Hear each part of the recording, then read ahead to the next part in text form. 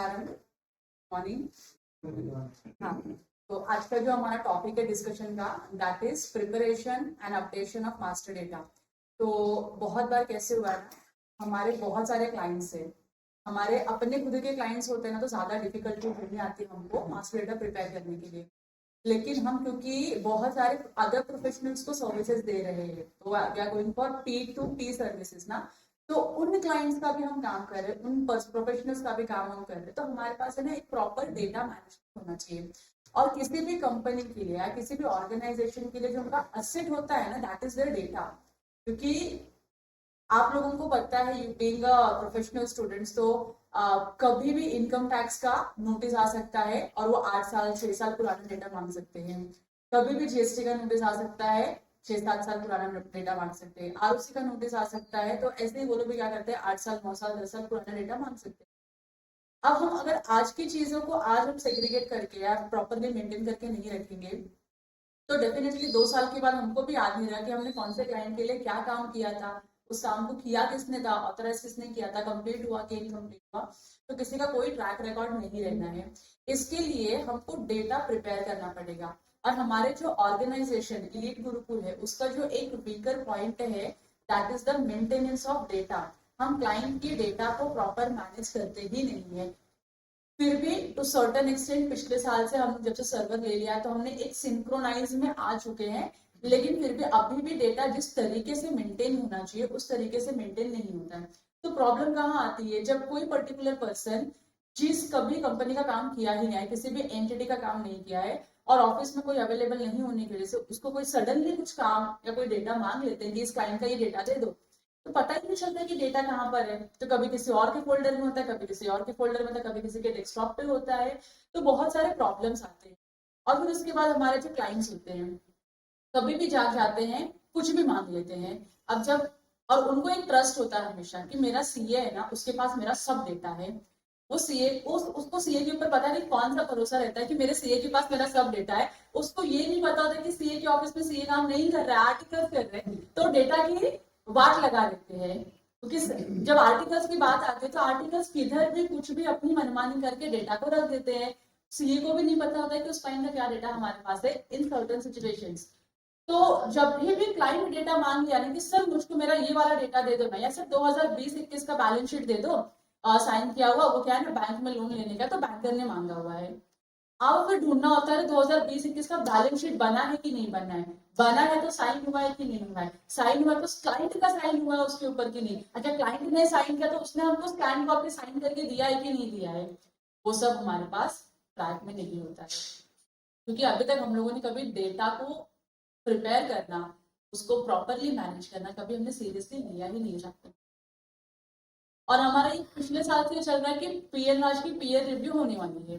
अब पीएन राज की peer review होगी, तो पीएन राज में वो क्या है, वो सारी चीजें नहीं चेक करेंगे। आपने क्या यूडिन जनरेट किया, उसके लिए क्या डॉक्यूमेंट लिया, आपने कौन सा डॉक्यूमेंट को सर्टिफाई किया, उसके लिए सपोर्टिंग में क्या लिया, आपका ऑडिट प्रोग्राम कैसे होता है, आप अश्योरेंस सर्विसेज पे ओपिनियन कैसे देते हो, प्रोटोकॉल क्या है आपका ऑडिट कंडक्ट करने का और ऑडिट को कंप्लीट करने का, हमारे पास रिटर्न में कुछ भी नहीं है। एसओपी बोलते हैं ना, वो एक प्रोसेस होता है, स्टैंडर्ड ऑपरेटिंग प्रोसेस है, ये इसका फुल फॉर्म है, स्टैंडर्ड ऑपरेटिंग प्रोसेस, कि भाई ये काम हमको ऐसे करना है, ये इसका प्रोटोकॉल है, step 1 step 2 step 3 step 4 step 5। हमारे पास किसी भी काम का कोई भी रिटर्न में डॉक्यूमेंट ही नहीं है कैसे काम किया जाता है। जिसके लिए हमको ट्रेनिंग मॉडल की बात चलती है हमेशा, कि ट्रेनिंग मॉडल बना लो तो लोगों को पता चल जाएगा कि भाई ये काम हमको करना है और ये काम करने का प्रोसेस ऐसे होता है। तो ट्रेनिंग मॉडल होना या एसओपी होना जरूरी क्यों है? आज आप लोगों को आपके सीनियर्स ने सिखा दिया कि भाई ये काम करना होता है, तो इसको ऐसे ऐसे ऐसे ऐसे स्टेप्स में करते हैं। आज सीखने वाले भी कम है, सिखाने वाले भी कम है, तो वो क्या मैनेज कर लेते हैं, जैसे अनऑर्गेनाइज्ड वे से बिजनेस कर लेते हैं। लेकिन आगे जाके इलीट बिल्कुल पब्लिक लिमिटेड कंपनी है, आगे जाके हमारे ऑफिस बढ़ेंगे, हमारे स्टाफ बढ़ेंगे, और सारे हमेशा हमेशा जो सीनियर थे आपको सिखाने के लिए नहीं बैठेंगे ना। 100 एम्प्लॉय आ गए, अब आप बोलते हो हमको आता ही नहीं काम करने, तो सीनियर्स कैसे सिखाएगा लोगों को? तो बहुत, और सीनियर हमेशा अवेलेबल हो इसकी भी कोई गारंटी नहीं है कि आप नया एम्प्लॉय आ गया तो सीनियर को रहना ही पड़ेगा कि नए एम्प्लॉय को सिखाने का है। और ऐसे एम्प्लॉय एक साथ में ज्वाइन नहीं होते हैं, एम्प्लॉय हर दिन में, हर हफ्ते, हर महीने, 2 महीने पे ज्वाइन होते रहते, तो उनको हर बार सेम चीज सिखाना क्यों एफर्ट्स डाले ना सीनियर का। एक ही काम को 50 बार करने से अच्छा है एक ही काम को एक बार कर लो, रिकॉर्ड कर लो, डॉक्यूमेंट कर लो, फिर कोई भी आ जाए उसको वो दे दो डॉक्यूमेंट्स कि भाई तुझको ये काम करना है, ये काम करने का ये प्रोसेस है, ये देख ले, प्रोसेस पढ़ ले, काम कैसे करते हो समझ ले, फिर उसके बाद कई डिफिकल्टी आती है तो अपने इमीडिएट सीनियर को पूछ कि सर इसको इतना करने के बाद डिफिकल्टी आ रही है, क्या करना चाहिए।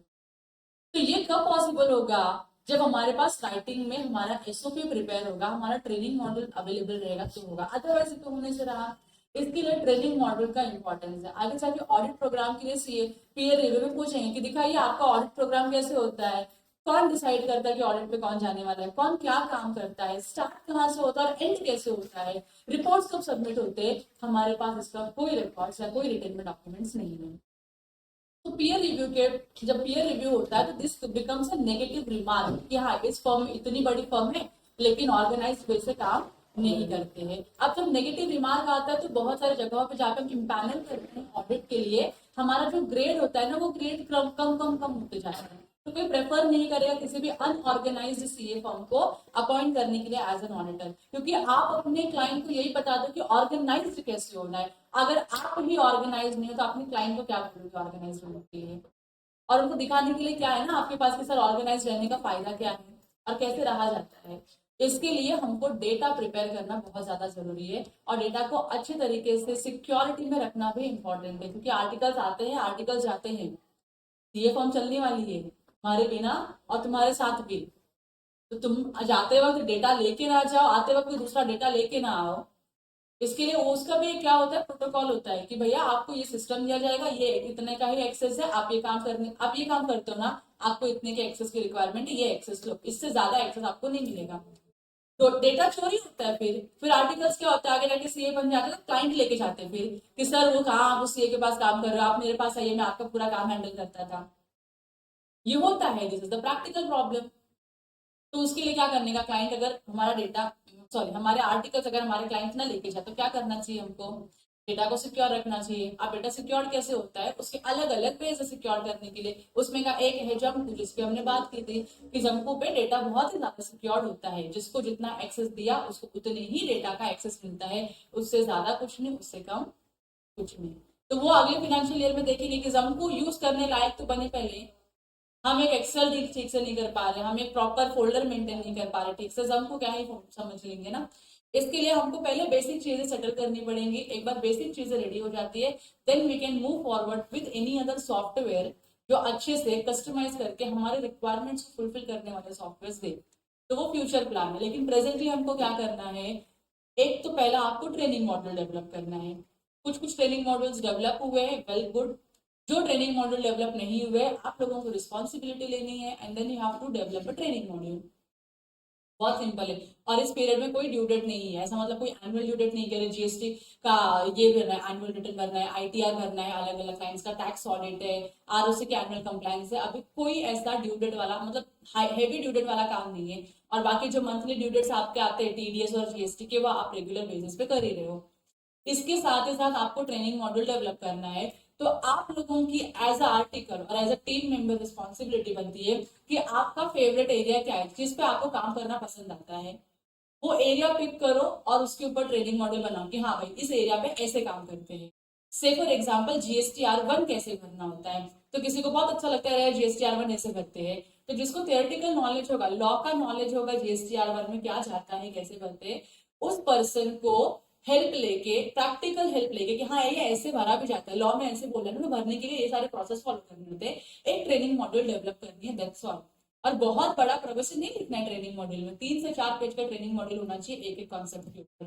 फिर आप लोग आते हो जीएसटी रिकंसिलिएशन पे कि रिकंसाइल करते हो, तो रिकंसिलिएशन करना बहुत ही इजी टास्क होता है। तो कैसे करते हैं रिकंसिलिएशन, तो देख लो ऐसे GSTR1 का डेटा, 2 वे का डेटा रिकंसाइल करते हैं और हो जाता है एक्सेल में। आप लोगों को स्पेक्टर जो आपका सॉफ्टवेयर है वो भी अच्छे से बना के देता है, लेकिन यूज कैसे करना है वो तो पता होना चाहिए ना आप लोगों को।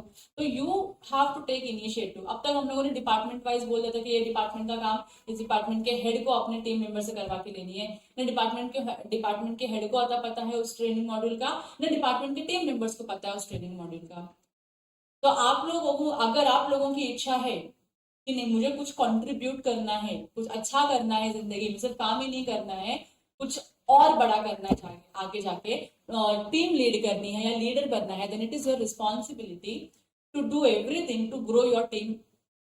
जितना आप कुछ कर सकते हो सब करो अपनी टीम को ग्रो करने के लिए। फिर वो कुछ भी हो सकता है, उनको ट्रेन करना, उनको गाइड करना, मॉडल बनाना, नई चीजें उसमें इंक्लूड करना, it can be anything but you have to do something. हमारे लोगों का बहुत अच्छा होता है, दिन में 2-4 काम आ जाता है, ये टैली पंच कर दो, ये सेल्स बिल पंच कर दो, ये परचेज बिल पंच कर दो, उतना पंच करके हम आराम से होते हैं, हमारा आज का काम हो गया, खत्म। और फिर हम बैग वैग भरते, शाम के 6 बजने का टाइम का वेट करते हैं, चाय मिल जाए, कॉफी मिल जाए, लंच ब्रेक हो जाए, 6 बज गया, चलो आप जाते, बैग बोरिया और बिस्तर उठा के निकल लेते हो कि नहीं, हो गया हमारा आज का काम। फिर कितने बार ये भी बोला है कि आज जाते वक्त कल का काम क्या है अपने सीनियर से लेके जाओ कि मैडम सर मैं कल आने के बाद सुबह क्या करूंगा या क्या करूंगी बता दो। आने के बाद फिर ऐसे बात से बैठने का नहीं फ्री होके कि अरे यार काम ही नहीं है, अरे हमारे सीनियर ही नहीं है, क्या काम करें, हमको तो पता ही नहीं है काम क्या करने का है, अरे काम लिख के रखा है बोर्ड पे, वो भी हम इग्नोर कर देते हैं। बराबर ना? नहीं, ऐसा होता है, आप लोग ऐसे ही करते हो। थोड़ा सा अपने काम को सीरियसली लो। अब देखो आपके ऊपर डबल रिस्पॉन्सिबिलिटी है, वो जो काम आप कर रहे हो रेगुलर बेसिस पे वो तो करना ही है, along with that you have to manage this data also. Clients के जो डेटा है ना वो आपको मिलते, और एक एक क्लाइंट को एक एक पर्सन को एलोकेट किया जाएगा, और कैसे करना है वो मैं आज सिखा ही रही हूँ तुम लोगों को। देख लो, करना चालू करो, फिर कहीं पर कुछ डाउट आता है तो देन कम टू मी और कम टू साइली और राम सर के पास जाए, विजय सर के पास जाए, उनको बोलो कि सर आपको ये पॉइंट नहीं समझ में आ रहा है तो क्या करने का, बताएंगे, कोई ना कोई गाइड करने के लिए रहेगा हमेशा आपको, ठीक है। तो सबसे पहले तो आप ये देख लो कि आपको एट प्रेजेंट कितनी कंपनीज का और कितने एंटिटीज का डेटा मेंटेन करना है। तो आप लोगों को पता है कि अपने वो प्रोफेशनल टू प्रोफेशनल वाले कोड्स है, EG01, 02, 03, 04, जिनका हम काम करते हैं, बराबर की नहीं। And Ram Patil and associates is one of the P2P associate to the Gurukul. तो इनके अंडर में जितने क्लाइंट है या फिर हमारे जितने भी B2B एसोसिएट्स के अंडर में जितने क्लाइंट है जिनका हम जो काम करते हैं और उस काम को करने के लिए जितना डेटा रिक्वायर्ड है वो हमारे पास होना चाहिए। तो मैं आपको नहीं बोल रही कि पहले सारे P2P का चालू करो, पहले जो अपने इन हाउस एंटिटीज है जिनका हम डेटा ले सकते हैं, मांग सकते हैं, पहले उनका करना है, क्योंकि हम इन सारे कंपनीज में डायरेक्टली ऑडिटर्स है, तो हमारे पास उनका सारा डेटा होना चाहिए। फिर उसके बाद जो सेकंड स्टेप होगा वो जो हमारे अदर प्रोफेशनल्स है जिनका हम काम करते हैं, तो क्या काम किया, कौन से एंटिटी का काम किया, उसका जो भी रिक्वायर्ड डेटा है वो हमारे पास होना चाहिए। तो यहाँ पे सबसे पहले EG01 नंबर ट्री ग्रुप है। नंबर ट्री ग्रुप के हमारे पास देखो कितने खाली एंटिटीज है, 6 एंटिटीज है जिनके हम क्या है डायरेक्टली ऑडिटर्स है, और इनका सारा चीज हमारे पास होना हमारी रिस्पॉन्सिबिलिटी है, क्योंकि काफी बड़ी एंटिटी है, छोटी मोटी एंटिटी नहीं है। तो मैं आपको नहीं बोल रही कि पहले आप इनसे शुरुआत करो, इनका तो शुरुआत हम तब करेंगे जब एक बार यहाँ के सारे जो एंटिटीज है वो खत्म हो जाए, क्योंकि आप इसमें करोगे ना तो ये जो सारे ये है ना, ये सारे ऑडिटर्स, इनके जो ऑडिटर्स है वो राम सर ही है, तो बाय डिफॉल्ट हमको इनका डेटा मेंटेन करना पड़ेगा। लेकिन इनका डेटा जो है थोड़ा सा कॉम्प्लेक्स होता है समझने के लिए और उसको मैनेज करने के लिए, इसके लिए आप शुरुआत इजी चीजों से करोगे ताकि एक बार आपका हाथ बैठ जाए उन चीजों पे, फिर उसके आगे आपको करने के लिए ईजी हो जाए, ठीक है। कम है, बिट बाय बिट नहीं है, हाँ नहीं है, सबका इंडिविजुअल नहीं है, मैडम का इंडिविजुअल नहीं है, ये फाइल तो कल वो स्वप्ना के ऊपर भरोसा मत रखो, सारे डायरेक्टर का इंडिविजुअल होना चाहिए हमारे पास, जो भी हमारे पास। तो we should add more entities in one group. हाँ जितने भी स्वप्ना के पास जितनी एंटिटीज है हमारे पास बनेगी, कम से कम 16 से कम नहीं होनी चाहिए। हाँ हमारा कैलकुलेशन है कम नहीं होगी। हाँ वैसे देखेंगे तो उनके जो बाकी के जो सिस्टर कंसर्न है उनको ऐड करके उतने हो जाते हैं, 15-16 एंटिटीज होते हैं। फिर हम ये नहीं बोल सकते कि उनका कंप्लायंस हम नहीं देते, अरे हम नहीं करें उनको उनका करवा के लेना है। तो ये है एक ये है ग्रुप EG01। फिर उसके बाद है ना EG02 चालू होता है जो राम सर का ग्रुप है, ठीक है। अब राम सर के ग्रुप में अगर आप देखोगे तो बहुत सारे कंपनी, तो अभी जो लिस्टेड कंपनी जिसमें डायरेक्टली राम सर ऑडिटर है ना, 28 कंपनीज एंड 20 LLPs हमारे पास करेंटली है। तो एक ऑन एन एवरेज आपको 48 to 50 जो क्लाइंट्स है, कंपनी कॉर्पोरेट क्लाइंट्स जो है उनका डेटा मैनेज करता है। तो इनका डेटा मैनेज कैसे करना है मैं आपको बताऊंगी, लेकिन मैंने पिछली बार भी आपको बताया था कि डेटा कैसे मैनेज करना है, and I started with the company only, तो आई थिंक आप लोगों को बहुत ही बाउंसर हो गया था वो, क्योंकि आपको बेसिक्स और चीजें नहीं पता थी। तो will go ahead with the sole proprietorship, ठीक है। तो ये अपने प्रोप्राइटरशिप है, ठीक है। तो अभी अगर आप देखोगे तो आप लोगों ने डायरेक्टली प्रोप्राइटरशिप पे बहुत काम किया है। तो ऑन एन एवरेज हमारे पास 76 प्रोप्राइटरशिप है, मतलब ये 80 के रेंज में जाते हैं। और इसमें जो जनरल है ना, वो सारे जो जीएसटी क्लाइंट्स होते हैं, जिनकी मैक्सिमम आप जीएसटी फाइल करते हो, वो है जिनकी आप अकाउंटिंग करते हो मंथली, क्वार्टरली और ईयरली, टीडीएस कंप्लायंस करते हो, वो सारे क्लाइंट्स ये है, ठीक है।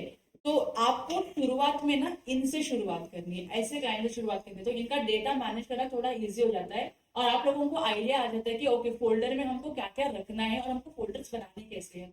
इसके लिए we will start with the sole proprietorship only, ठीक है। तो मास्टर्स ऑफ मास्टर में ना अभी और भी है, जैसे अभी दिनेश सर के ग्रुप है, पुनीत सर के ग्रुप है, उनके जितने क्लाइंट्स का हमने काम किया है और जितने क्लाइंट्स का हम फ्यूचर में काम करेंगे, उनका प्रॉपर रिकॉर्ड बनाएंगे और इसमें भी उनको इंक्लूड कर देंगे, ठीक है। वो फ्यूचर में करते हैं, लेकिन अभी to start with we have to start with the Ram Patil and associates का एंटिटी, ठीक है। चलो, थैंक यू।